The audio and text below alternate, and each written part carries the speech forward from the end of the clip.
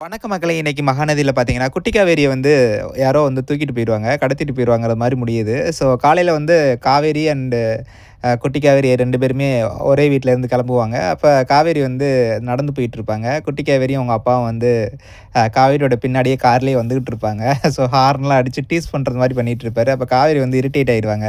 அத பார்த்துட்டு குட்டி காவேரி வந்து, "அப்பா நம்ம வந்து போயிடலாம்ப்பா" அப்படின்னு சொல்லும். பட் அவருங்க விஜய் வந்து கேட்காம அவங்க பின்னாடியே வந்துட்டுருப்பாரு. ஸோ அதனால வந்து இரிட்டேட் ஆயிருவாங்க.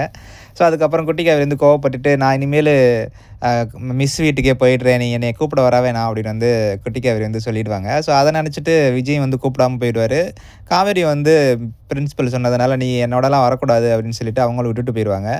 கடைசியில விஜய் வந்து காவேரி மிஸ் வீட்ல போய் பார்த்தா அங்கேயும் இருக்க மாட்டாங்க. ஸோ 2 பேரும் வந்து ஸ்கூல்ல பார்த்தா ஸ்கூல்லயும் இல்ல. யாரோ வந்து கார்ல வந்து அந்த பொண்ண தூக்கிட்டு போயிட்டாங்க, கூட்டிட்டு போயிட்டாங்க அப்படின்னு வந்து வாட்ச்மேன் சொல்லுவாரு. ஒரே ஷாக்கா இருந்தது. யாரா இருக்கும் அப்படின்னு தெரியல.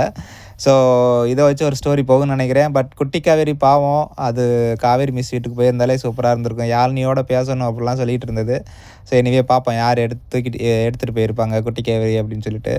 ஸோ அதுக்கப்புறம் விஜயோட ரியாக்ஷன்ஸ் எப்படி இருக்குன்னு தெரியல. ஸோ எனிவே இன்ட்ரஸ்டிங்கா இருக்குன்னு நெனைக்கிறேன். பார்ப்போம்.